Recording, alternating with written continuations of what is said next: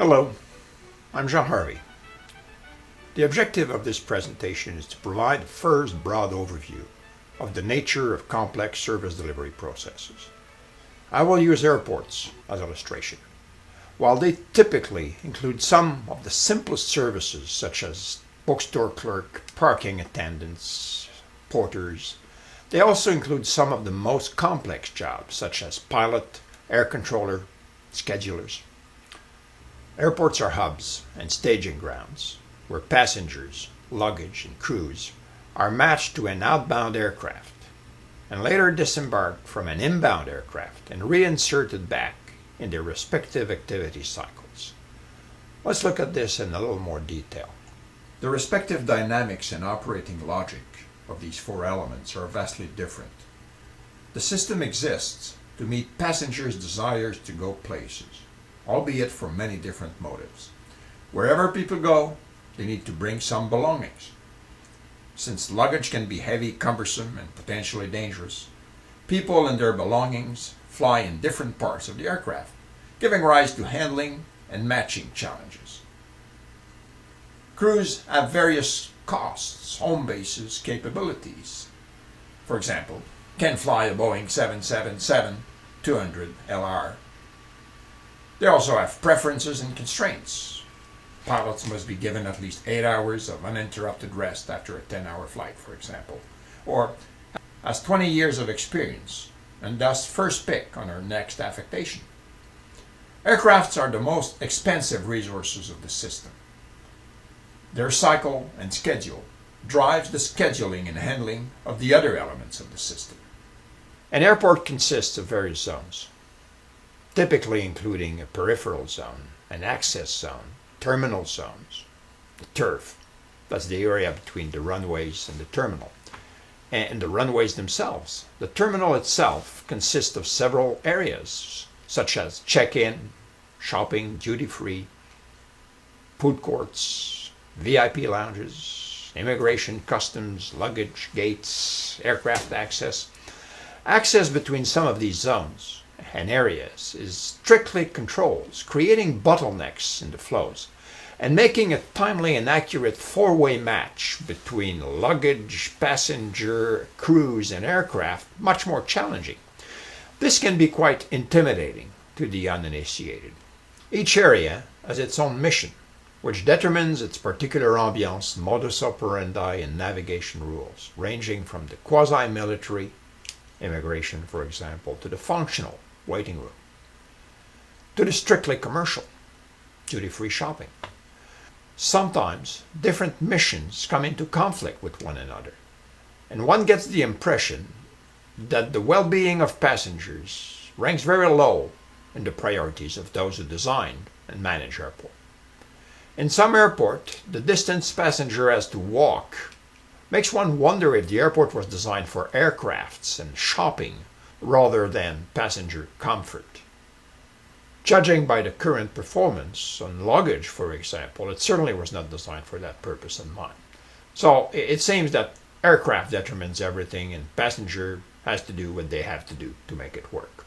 What I'd like to do now is first look at the customer's experience as he or she navigates the servicescape of the airport, taking first a high-level view and slowly zooming into the customer experience itself with its sequence of emotions. Afterwards, I'll take a more technical operator view, looking at whoever operates the airport and what they have to do to make sure that the customer's experience occurs according to plan. Let's look at the traveler's corridor as he surfs the airport servicescape. First, of course, before he gets to the airport, he's got to plan his trip. Online travel agencies, airline reservation systems, websites, consolidators, meta search engine, and what have you. The travelers first travels electronically. Then he drives physically and gets to the airport. Parking area first, access the airport itself, outbound plane, flies, and of course all sorts of complex system and complex service delivery processes are at work here. Inbound aircraft, and same thing in converse as he comes in. From the airport, the producer's perspective, there's all sorts of administration that goes on, aircraft maintenance, a world of complex processes in its own right, inseparable in many ways from the aircraft manufacturers. Let's now take a look at the customer. They're not all the same, of course.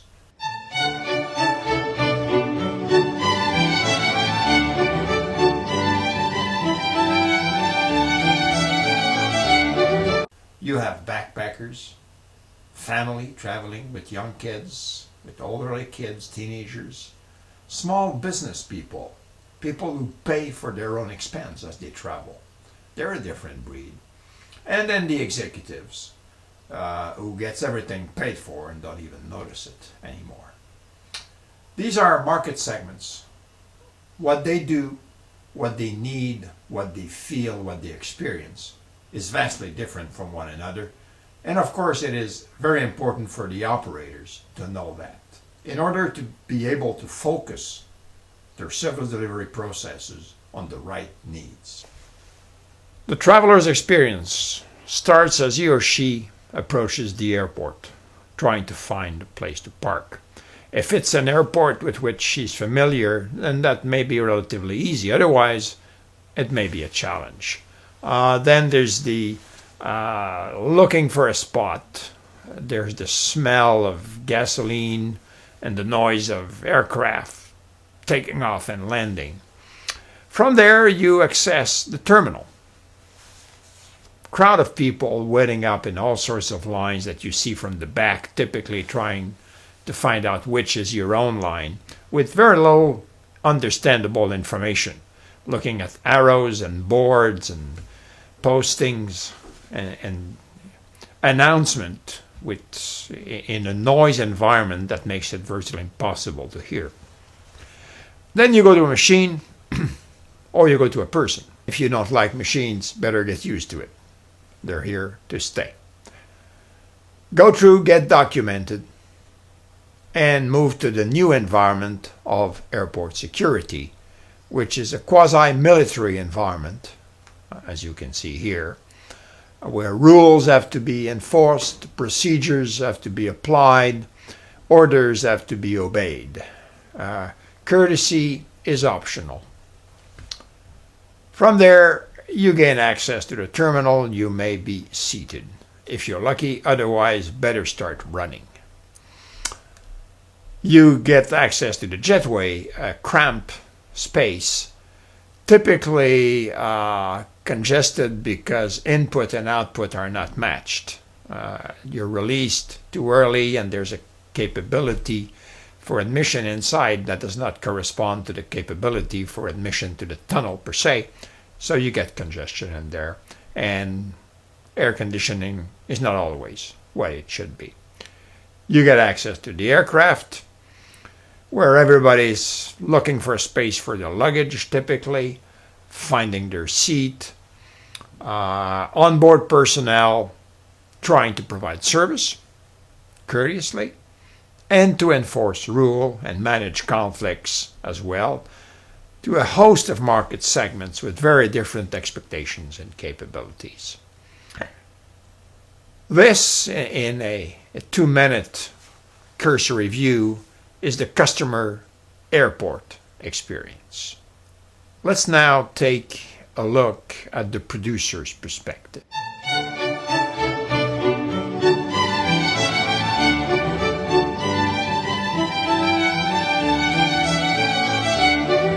For the airport operator's perspective, an airport can be seen as a series of funnels through which passengers and their belongings are processed. Let's look at each funnel in turn to see the complete sequence. First, passenger drive-in. So you get an incoming car traffic, which is processed in the first funnel, producing a crowd of people with their luggage. This is the output, this is the input, and there's a transformation in between. This output becomes the input of the next funnel, which is the check-in funnel. The output here becomes the input, and it's got to meet a number of conditions to be input into the next stage, processed into check-in, and output into documented traveler. These documented travelers, in turn, output becomes input into the security check process. Security is checked, transformation, undesirable elements are eliminated here. The output are screened, and presumably, hopefully, safe travelers. This output is input into the boarding, the jetway process. At the output of that, you get boarding passengers, and all that remains is the seating process at that point. One of the core processes of airports is the sequence of filters, and operations managers must manage that to ensure as smooth an experience as possible for the customer and a compliant performance as well, and a cost-efficient performance if you look at the shareholders of that as well. Let's take each of these filters and look what exactly are they controlling, because the transformation that takes place at these levels is a controlled transformation at the airport. Each of these filters is filtering a different type of thing. Payment for parking, identity, correct payment, luggage for check-in, prohibited objects at security check, and so on. These checks require different activities. Payment activity at parking, exchange of information, verification at check-in, search, physical search, invasive at times, is done at security check. So these activities are also performed by different organizations, different entities, who do not necessarily coordinate each other's operation very well. They are done by different type of people. Some jobs are fairly simple, parking attendant. Others can be much more complex, such as immigration information. Some individuals may be easy to process, others may be very complex and require very different time to process. And the time, of course, is important because depending on the resources available, the capacity of the filter will be quite different. Given the time requirement and the number of resources, people, machine, installation, equipment, you get a capacity, a possible number of people you can process per time unit. If those are not level, then you get bottlenecks. And you get idle activities while the bottleneck is overworked. And being overworked, make mistakes, of course. Quality suffers, as we all know. We will refer to this series of funnels as the airport value stream. When the transformations are being performed correctly, without waste of time or waste of resources, they are creating value, considering the mission of an airport. Whenever there's waiting, defects, stoppage of machine, useless activity, conflicts of any kind, this is NVA, non-value added, out of the value stream. To anyone who wants to improve a process, of course, these wastes, these non-value added elements are prime target. This is an airport. It is very sequential. But in any organization, you get processes connected to one another. The input of one transforms into an output, becomes the input of the second one, who transforms it. Seeing the organization as a series of such transformation. Being able to isolate a specific element that is causing problem or that is a potential source of opportunity is called scoping. Delimiting the perimeter of a process, specifying its mission within the global systems context of the value creation as described here. This scoping idea requires some tools, but first it requires this general understanding of an organization as a chain of connected processes, rather than as units, organization, departments, organizational charts. This is the type of vision we must take from an operations point of view. And as mentioned earlier, an operations point of view is meaningless unless it starts with a customer point of view and a clear focus on a market segment and the creation of an experience.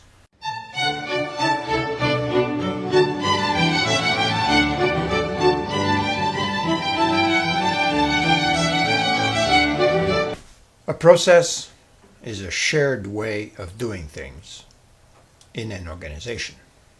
It takes inputs and uses resources to add value, transform this input into an output of greater value for a customer, internal or external customer. Processes create value day in and day out repetitively in organizations. It translates into a chain of commitments distributed logically in the organization. The two first tools that I'm about to present, the SITOC diagram and the FAST diagram, are fundamental to process definition and understanding. The SITOC delimits the perimeter of the process and defines the process. The FAST diagram decomposes the transformation into its basic functionalities or sub-processes. It gives us a zoom-in view that makes the process and its nature easier to understand. Let's take the example of the security check at airport to illustrate the tools. SITOC is an acronym. The letter stands for supplier, input, transformation, output, and customer or client. We define it by starting from the end. Customer. In this case, looking at the security process, or the middle filter in the 5 filters we were looking at earlier, the customers are board passengers and society. As you see, board passengers is a verb, a transformation, repetitive process. It is in fact the next filter in line.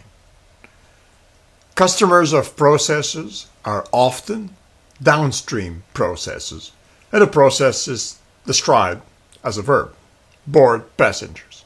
In other words, check security produces an output that must meet the input requirement for the next process.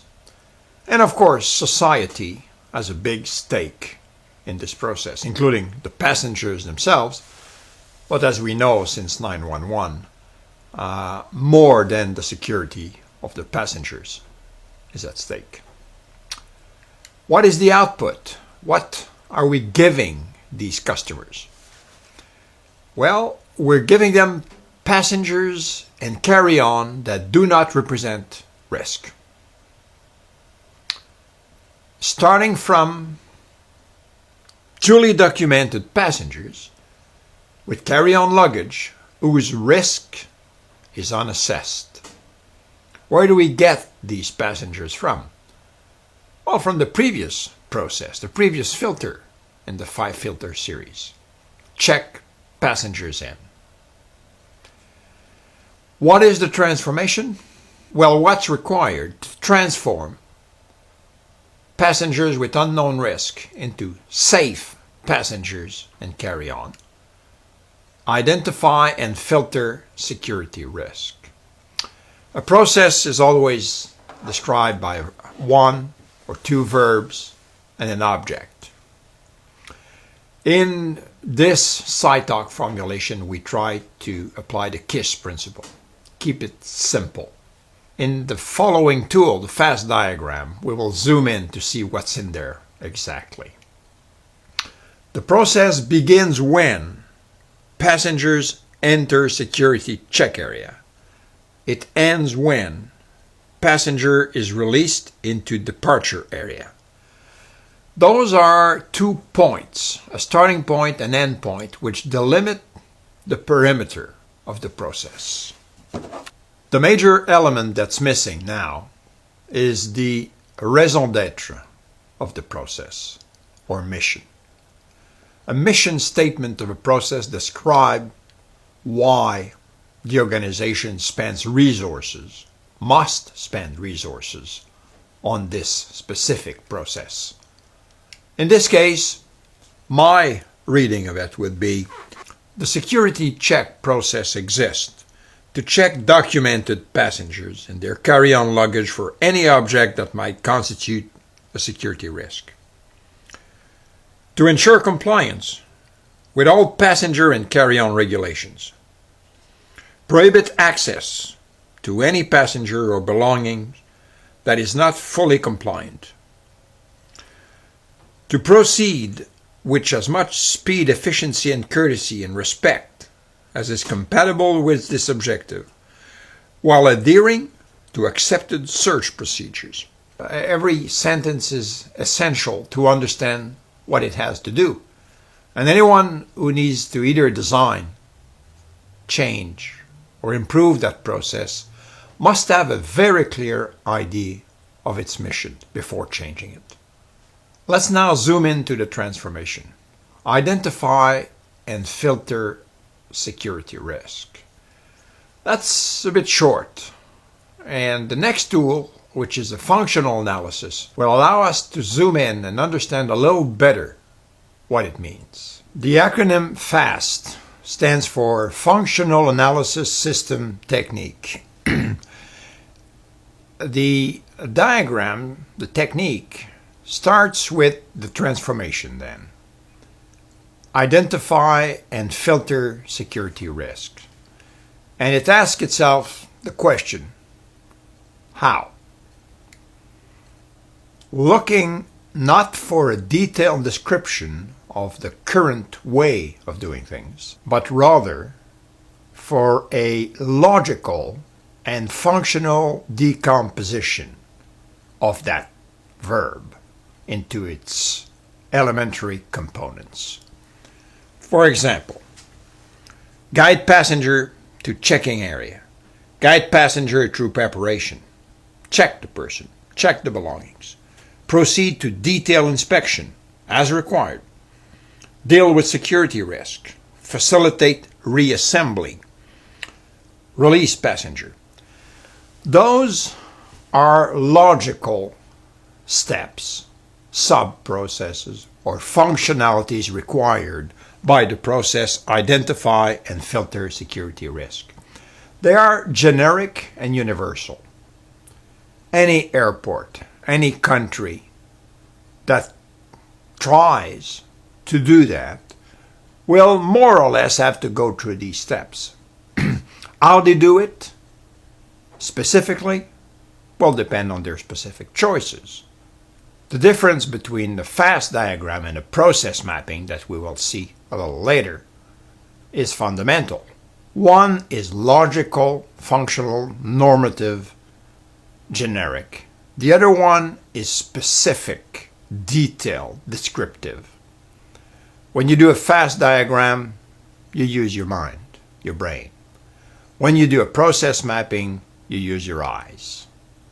You are a camera, looking and describing what you're seeing, not judging. It helps us make sure that the process whose perimeter we've outlined in the SITOC is the right process that we want to scope, either for improvement, for design, for changes of some kind. The SITOC clearly delimits a process. The FAST diagram confirms to us that it is the right scope for the process, for the purpose that we have for it. The technique then. Start with the T of the transformation. Ask yourself, how? You can further break open any of these level 2 sub-processes, as they are called.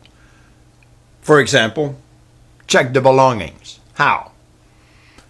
gather the person's belonging, opens the person's belongings, check each individual item for security risk, place back each item in their container, close the container. This is a further decomposition to which we could go on with a series of how questions. Of course, at some point it gets to be ridiculous. And in fact, it forces you to become descriptive rather than normative, as a fast diagram should be. We can check the diagram by proceeding in the other direction from right to left with the question, why?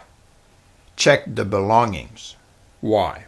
To identify and filter security risk. And generally, we find that there is a when sequence. Logically, our mind will tend to go through a sequence, a time sequence. So the when question is a verification that we are not forgetting anything. This does not always apply. Most of the time, it does. An airport is a complex servicescape. It consists of physical areas, sounds, images, bits of information, equipment, technology, people of very different skills. Customers, client, passengers traveling through it are also very different in terms of their abilities, their expectation, their experience, their age, their mental capabilities as well. They are very different market segments, requiring different type of information for successful navigation.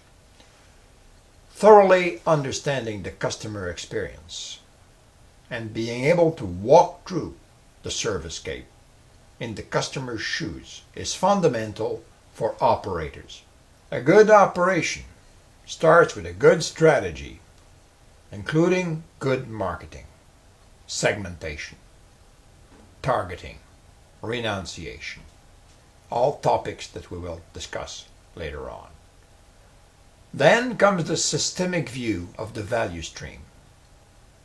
Input to output, perimeters delimiting each, understanding the requirement of each process, and the transformation required by previous processes to meet these requirements. Capacities, resources, the specific differences in operating environment, competence requirements that vary, as well as the critical interfaces between these processes. And we have only looked at one of the core processes of airport. This is the beginning of a long journey. We have many more such videos coming that will discuss in turn more advanced tool, but you have an idea here of the purpose of it. Taking the strategic view, the customer, the market in view, and then the operations view in order to deliver the goods and beat competition in the end. Thank you. Service delivery systems include all players, clients, installations, technology, environment, and operating mechanisms. As the customer navigates the servicescapes, he lives an experience. Both the quality of the outcome and the quality of the experience matter. From the producer's perspective, the value stream is a connected chain of value-adding processes, the output of one becoming the input to another.